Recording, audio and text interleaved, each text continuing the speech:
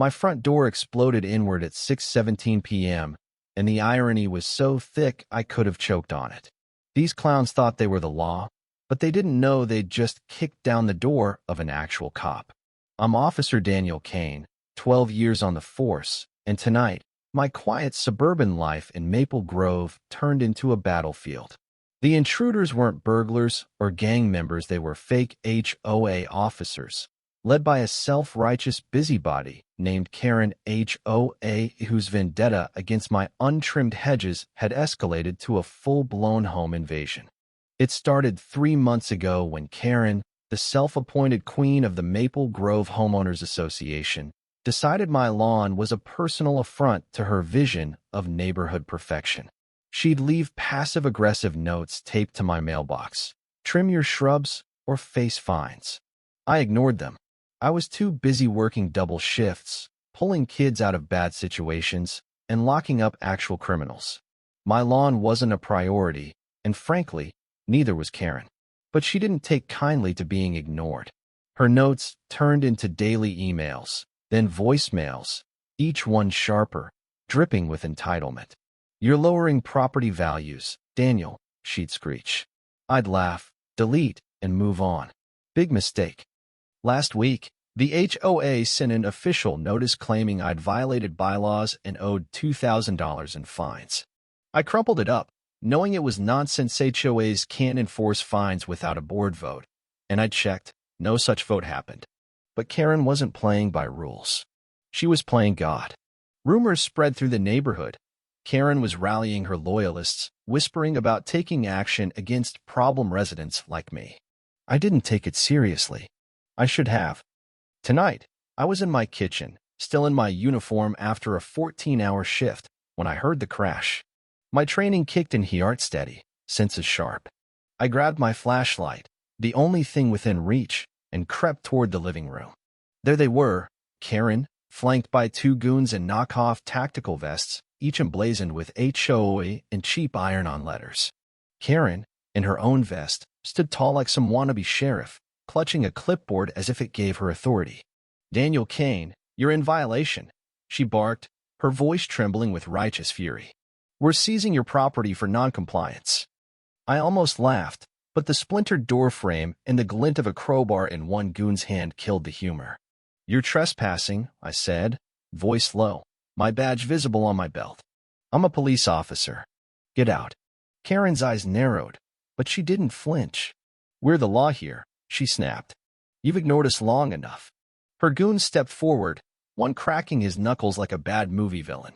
That's when I knew this wasn't just about hedges, this was personal. The neighborhood had been simmering for months. Karen's HOA reign was a nightmare. Finding people for unapproved mailbox colors, banning kids' basketball hoops, even demanding Mrs. Larson remove her garden gnomes because they were tacky. People grumbled, but no one fought back. Fear of her wrath or her relentless gossip kept everyone in line. But her obsession with me, the cop who didn't bow, had pushed her over the edge. She'd rallied her followers with lies, claiming I was a slumlord, ruining Maple Grove. And now here she was, breaking into my home with her fake posse, thinking she was untouchable. I tightened my grip on the flashlight. "Last chance," I said. "Leave, or I arrest you." Karen laughed, a shrill, unhinged sound. "Arrest us? You're the one in trouble." She waved her clipboard like a scepter, listing my crimes: untrimmed lawn, unpainted fence, disrespect to the HOA. Her goons smirked, inching closer. My pulse stayed steady, but my mind raced. I could take the 2 untrained idiots and a delusional ringleader, but this was my home, my sanctuary. The violation stung deeper than any street fight. Then I heard it, voices outside. I glanced through the window and saw a crowd gathering, neighbors, some in pajamas, others clutching phones, filming. "What's going on?" someone shouted. "Karen's gone too far," another yelled. The public's outrage was palpable, a wave of anger building against her tyranny. Mrs. Larson, gnome defender, pushed to the front, her face red. "You can't break into his house," she screamed. Karen spun toward the window, her confidence cracking. "This is HOA business," she shouted back, but her voice wavered. The tension snapped like a taut wire. One goon lunged at me, swinging his crowbar. I sidestepped, years of training making it instinct, and cracked the flashlight across his wrist. He yelped, dropping the weapon. The second goon hesitated, clearly not expecting resistance. Karen screamed, "Do something," but her ally froze.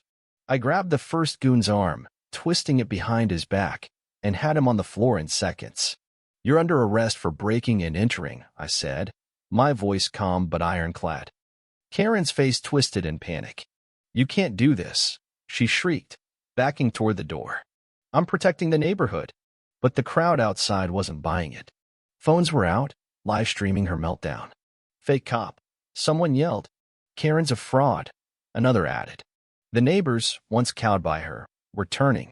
Years of her bullying, her fines, her rules, her gossip had boiled over. This was their breaking point. I cuffed the first goon with zip ties from my duty bag, keeping an eye on Karen. The second goon bolted out the door, only to be met by a wall of angry neighbors. "You're done, Karen." Mr. Patel, who'd been fined for his unauthorized porch lights, shouted. The crowd pressed closer, their voices a chorus of rage. Karen's clipboard fell, papers scattering like her crumbling empire. She tried to run, but Mrs. Larson blocked her path, holding a garden gnome like a weapon. "You've terrorized us long enough," she said. I radioed for backup, my voice steady despite the chaos. "Officer Kane, 112, Maple Grove. Home invasion in progress. Suspects detained." The dispatcher's response was drowned out by the crowd's chants. No more HOA, no more Karen.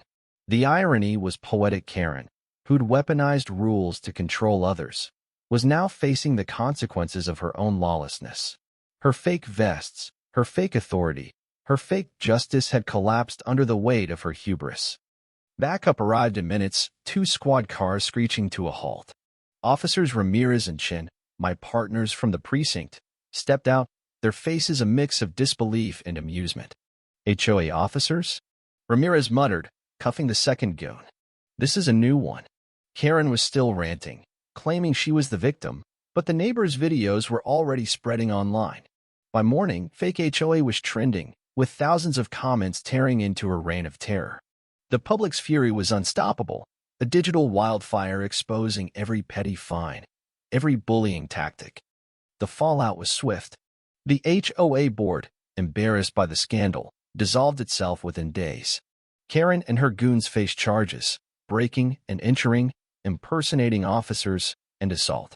The neighborhood, once fractured by her rules, came together. Mrs. Larson organized a block party, complete with contraband gnomes and unapproved porch lights. People laughed, shared stories of Karen's tyranny, and vowed to rebuild a community free of her control. But the deeper change was in me. I'd always seen my job as protecting strangers, locking up bad guys. I hadn't realized how much my own neighbors needed protecting from someone like Karen, whose small power had grown monstrous. Her karma was a public reckoning, a mirror held up to her arrogance. And it wasn't just her.